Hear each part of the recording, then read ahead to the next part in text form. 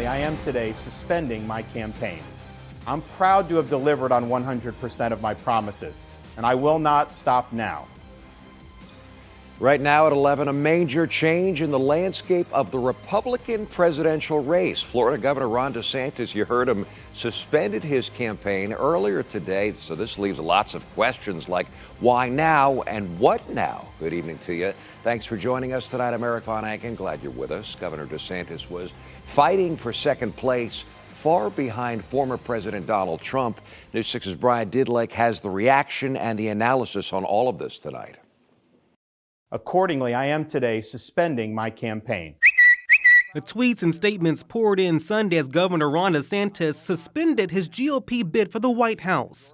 The move comes just 2 days before New Hampshire's Republican primary. CBS polling showed that the governor was not set to do great Tuesday, with recent polls showing him taking home 5% of the vote. What are your thoughts about him dropping out of the presidential race right now? Well, look, I've said all along, Governor DeSantis has been a phenomenal governor. But I was in Iowa, and we heard from the voters loud and clear.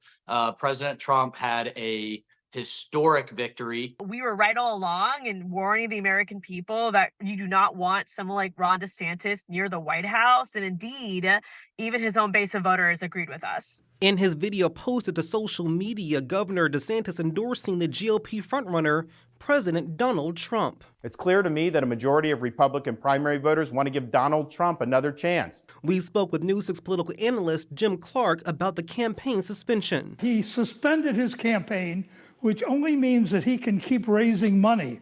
I think he's going to end up in debt, and he'll probably need more money to pay his staff and pay the bills that are still to come in. Why now? I think the handwriting was on the wall, certainly after Iowa.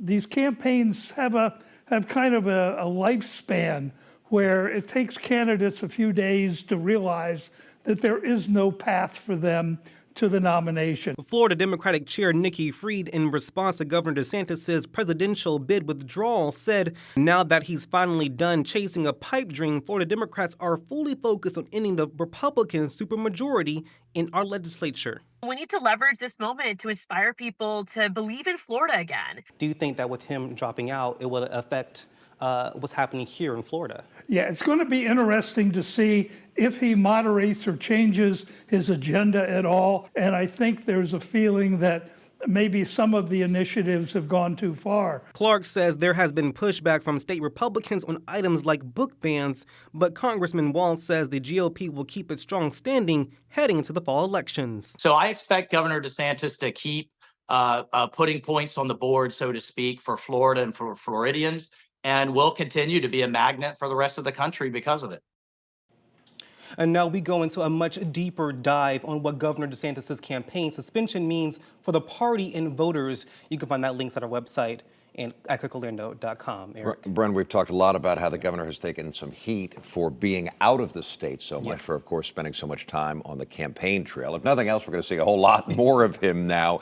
And he's got a whole lot to deal with, like his feud with Disney. This is still ongoing, working its way through the courts. That's only one of his legal challenges. Dr. Clark says that the governor still has a strong presence here in the state and may put a refocus back on Florida and his initiatives.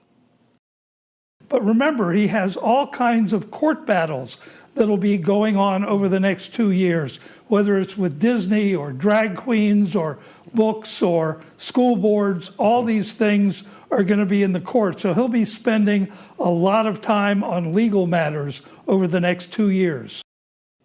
And we will definitely be covering that again. We have Dr. Clark's full interview on our YouTube channel or inside the stories link, Eric. Right, forget about the books and the school boards and all of the other things he's still dealing with.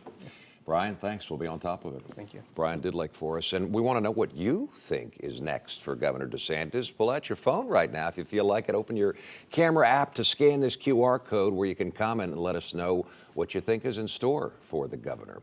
And while you're there, if you want to get the latest election news sent straight to your inbox, we work hard on this every week. Sign up for our election results newsletter on clickorlando.com/newsletter.